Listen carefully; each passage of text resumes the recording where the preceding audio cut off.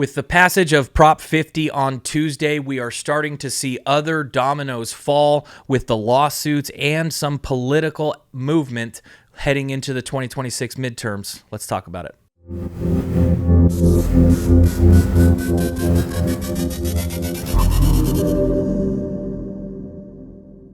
Hey everybody, welcome back to the channel today. That is right, we are back on Prop 50 as promised from the live stream. Wanted to revisit, see some of the vote counts, as well as some of the dominoes that are falling in the wake of this Prop 50 being passed.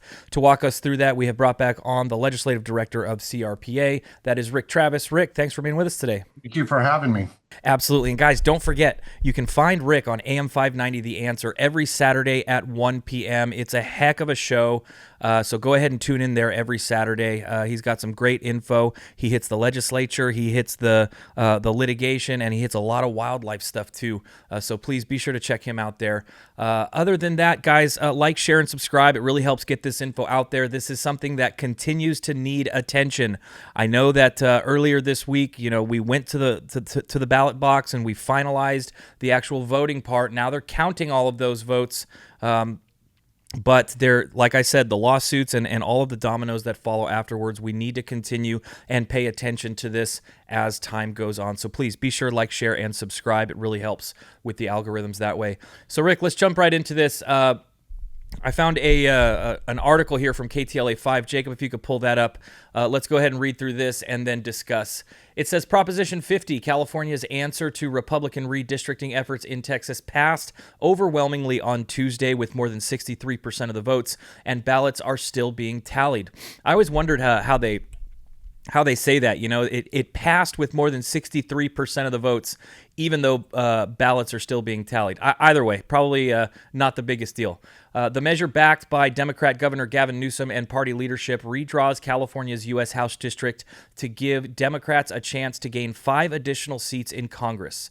Its passage is seen as a significant political maneuver to counterbalance Republican gains in other states ahead of the 2026 midterm elections. As expected, Prop 50 found lopsided support in the Golden State's left-leaning coastal counties, while a handful of conservative inland counties voted no. Los Angeles County, 73% of the voters backed the redistricting measure, while Orange, Riverside, and San Bernardino counties saw narrower margins of 55-45, 56-44, and 57-43, respectively. Voters in several counties, including Kern, Placer, Shasta, and Tulare, firmly rejected the measure. So, Rick, looking at this map, I saw a couple things that I guess were kind of surprising to me. Orange and Fresno in particular. Orange maybe not so much, but Fresno, even though it's a super thin margin. Jacob, actually, if you could pull up the map right now, let's take a look at that. Rick, I'm curious, as we are still continuing to tally these ballots, are any of these statistics within individual counties surprising you at all, or is this kind of the way you thought it would go? No, it's the way I thought it would go, especially after the last probably 21 days of the campaign. The left pillared in so much money. They started a lie. They continued to lie to the people, and the people voted based on that lie. And this isn't the first time we've watched Gavin Newsom, who's a skilled manipulator and liar, play this game in California. Back in 2016, when he was a lieutenant governor, he was all worried about him becoming governor. And that's important, because at the time, it looked like that then Governor Jerry Brown was favoring Kevin De Leon to replace him as governor. Gavin Newsom got really ticked off. He saw that as an affront. We all remember that Governor Brown and Kevin De Leon, who's a senator at the time, had passed what was called Gunmageddon. It was several bills in one morning that were anti-Second Amendment. And immediately, Gavin Newsom wanted to show that he was bigger and stronger and better, and took to the streets with Proposition 63, which he sold as the, quote, Safety for All Act. But really what it was just a rewrite of everything that had been done by Kevin De Leon and Governor Brown. But the difference was, where we could have chipped at it and fought back in the courts and done other things, he made it a proposition which puts it into the California Constitution, which makes it much harder. Now, we have been litigating that proposition for the past 8 years. It looks like we're going to finally get heard by the Supreme Court, and there's a good chance we'll win on it. But for 8 years, the California public has been maligned and misled. There was nothing that provided safety in that bill. And every claim he's made has been a manipulation of the numbers, and it's been proven over and over and over. Now we see the same thing. This whole idea behind Proposition 50, again, rushed through the assembly and legislature. There's plenty of videos online where you can watch and see the questioning, see the lies, see the openness of like who drew the maps, like people not being able to answer. And then they voted on it because he forced a vote. And this was labeled as initially, hey, to fight against bad gerrymandering. Well, okay, that was about Texas. Governor Abbott had no choice. He was ordered by a court order to do the redistricting. This wasn't a choice. This is a choice for Gavin Newsom. And what he went to the people was, hey, if you're not getting all the free stuff, if you're worried about your SNAP money, if you're worried about this, if you're worried about that, if any of these things worry you, this is how you stick it to Trump. Vote yes. And here's the facts. That passed. The people that didn't get their SNAP still aren't getting their SNAP. The people that didn't get some of these things still didn't get. Oh, and this is coming from a governor who has said, oh, I'll protect you from fires. Hasn't. I'll protect you from the homeless situation. Hasn't. I'll follow the will of the people. Hasn't in Prop 36. I mean, this is a guy who's going to give us a bullet train, who's going to balance a budget. Negative, negative, negative, negative. The guy's just a habitual liar. Yeah, and he is definitely practiced at it, and these things are starting to come out. You guys, you can find articles online, already discussion about rolling over seed money from Prop 50 into a war chest for Newsom's presidential run, which will inevitably be in 2028. I know right now, he's just sort of alluding to it, but I'm certainly going to be watching out over the next couple weeks. He has now said, yes, he is considering a run. Yes, he's not even alluding anymore. That's out. He's talking about the polls. He's talking about where he's going. He's already created staff. He's already created places for him to collect money for this drive. And he's leaving this next week to go nationwide with his Prop 50 thing to try to get other states to do it. Right. He tried this. If this community would just remember, he tried this with a constitutional amendment to try to wipe out the Second Amendment. Couldn't get his legs on that. So now he wants to change Congress, run this Prop 50 as many states as he can get it in, so that he can create a Congress in a situation where he can get into office and bring that constitutional amendment to take out the second. Right, while using it as a launching pad for the presidential campaign as well. We're also seeing polls come out. You got people, I think I saw a poll that said something along the lines of over 90% of people who voted yes on Prop 50 actually wanted an independent commission to draw the district lines, but they more so wanted to stick it to Trump. So they very successfully made it a campaign about that and not about representing Californians, which ultimately is a shame because that's what Congress is for, to represent the people of the state to the federal government. But having said all of that, I do want to get into a couple of these things because even though we mentioned them in the live stream and the trolls were in the chat, Rick, I don't know if you saw it, but the trolls were in the chat on the live stream, had a bunch of people, seeing the way that things were going and doing a little bit of trash talking, who were ultimately, saying yes on 50. But like we alluded to, certainly we would see a lawsuit that has been filed. Jacob, if you could pull this one up, it's from Politico. It reads like this. A coalition of California Republicans filed a lawsuit Wednesday challenging Governor Gavin Newsom's recently approved redistricting effort, an immediate attempt to thwart Democrat gerrymandering plan just hours after the resounding win. The lawsuit, which was filed with the U.S. District Court for the Central District of California, claims the state's move to redraw its congressional lines is unconstitutional and violates the 14th and 15th Amendments for redistricting on the basis of race, specifically to favor Hispanic voters without cause or evidence to justify it. While the Constitution entrusts states with designing congressional districts, the Supreme Court has also held that states may not, without a compelling reason backed by evidence that was in fact considered, separate citizens into different voting districts on the basis of race, the lawsuit reads. California voters Tuesday overwhelmingly passed Newsom's backed gerrymandering plans, paving the way for California to join a a constellation of other states in redrawing congressional lines to favor the party in power, to move specifically to counter similar redistricting efforts from Texas Republicans. The lawsuit filed by the California Republican Party along with a group of California voters and Republican candidates is the latest pushback in the growing list of litigation across the country attempting to counter gerrymandering in the sweeping redistricting war. So add the lawsuit to the tally of things that is happening now. The way that this reads to me, and Rick, maybe you can enlighten me a little bit here. We have this Louisiana lawsuit in front of the Supreme Court, and it's basically in regards to Section 2 of the Voting Rights Act, which is basically a challenge to being able to gerrymander based on race. So this doesn't necessarily challenge like the proposition and the vote. It challenges the districts specifically. I guess, first of all, according to the way you've read it, am I reading that right? And also, what are the shots on a lawsuit here, especially with a limited amount of time? Okay, so I'm going to do the massive disclaimer, not a lawyer, nor do I wish to be one.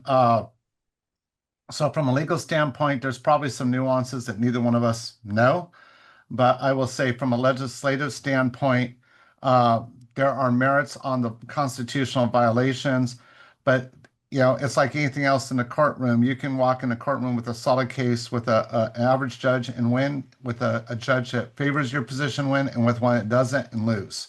So this is going to come down to judges. It's going to come down to political pressure. There's a lot at play in here. And it'll be interesting to see where this goes. And obviously, this is Gavin Newsom, who fundraises like a son of a gun. And part of me just believes he wants to do this. We have to fight him because this is so egregious. But this is another way he's going to go. The moment we get any traction in the Central District, he's going to call for massive fundraising to replace judges. He's just going to make this more of his campaign thing. And I'm just going to say it now. This is the way this man operates. Well, we're certainly going to be following along to see if something like that happens. That would be a big news. However, I can give you his playbook. Rahm Emanuel, who had worked for Bill Clinton, said there was no crisis that you should ever go to waste. Gavin Newsom is, I will create the crisis and the narrative to use the crisis to my benefit. And that is what he's done in California, from homelessness to bullet trains to Prop 50. Yeah, that is the cycle of the anti-2A movement here in California that we've discussed so many times. So he's well practiced in that as well. So yeah, I guess it wouldn't be a surprising thing to see that cyclical nature continue along this route. I am sort of curious on your thoughts, though, and just what you're seeing across the nation. Do these sorts of lawsuits end up getting expedited? I mean, with the firearms litigation that we deal with, we're kind of used to having long periods of wait times. Lawsuits going year after year after year, but these midterm elections are next year. Do you see a lawsuit like this get a quick decision to either throw it out or to expedite it through the court system faster? That's going to be the political pressures to force the courts as much as they can. I mean, obviously they can't force the courts, but the argument is going to be, we need to get an injunction. We need to do this quickly to prevent irreparable harm, because you can't go back and undo an election. Well, fair enough. One other thing that I did see, and I don't know, you're going to have to educate me on this as well, or at least give me your assumption. Another domino that we saw fall after the Prop 50 vote was, interestingly enough, Nancy Pelosi announcing that she is not going to run for another term at Congress. Jacob, if you could pull this up, I found an article from Fox News. It reads like this: former House Speaker Nancy Pelosi will not be seeking re-election after completing her current term, she announced in a video Thursday morning. Her most recent stint in power also saw Pelosi serve as chief antagonist to President Donald Trump during his first term. Her constant clashes with President Trump, including tearing up his State of the Union speech while sitting behind him as he delivered it in 2020, earned her the nickname Crazy Nancy by the Republican commander-in-chief. Trump cheered Pelosi's announcement in comments to Fox News. The retirement of Nancy Pelosi is a great thing for America. So, Rick, I guess your take, is this political dominoes falling? Is this, some people in the Democrat Party saying, let's go ahead and take a breath. We passed Prop 50. We're back on winning track so we can continue and let dominoes fall? Or is this just a coincidence in timing? I don't subscribe to the falling dominoes. This isn't anything that anybody caused. This is all political theater, kabuki theater, as I like to call it.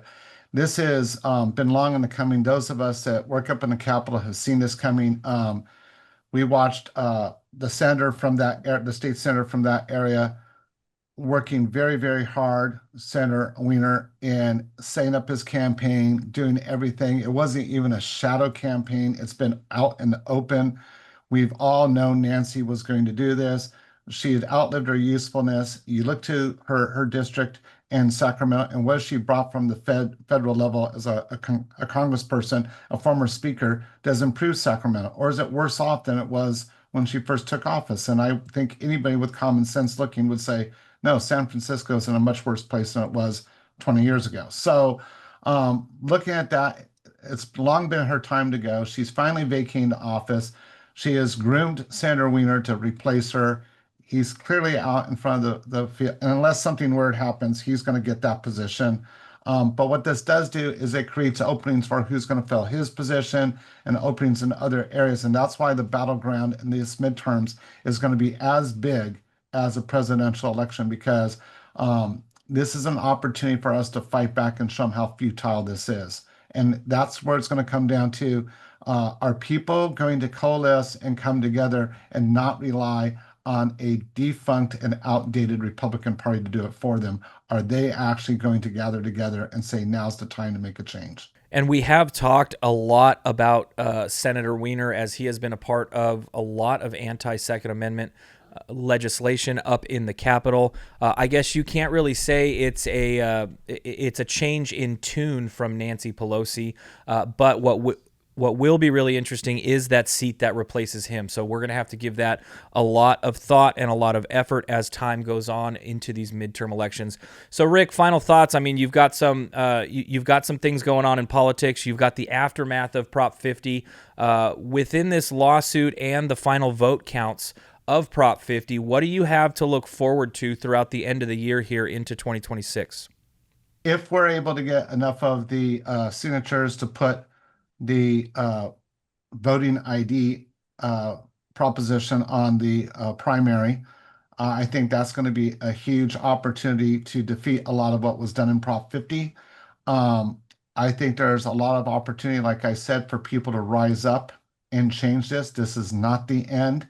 But we've got to have our people quit dooming and glooming this and saying, okay, that was an interesting punch, but it's filled with a lot of things. Like you said, when 92% of the people, according to the poll, said they believe in an independent commission, when they start to see some of the shenanigans, if we consistently push, there you go, this is the result of this, things can be overturned.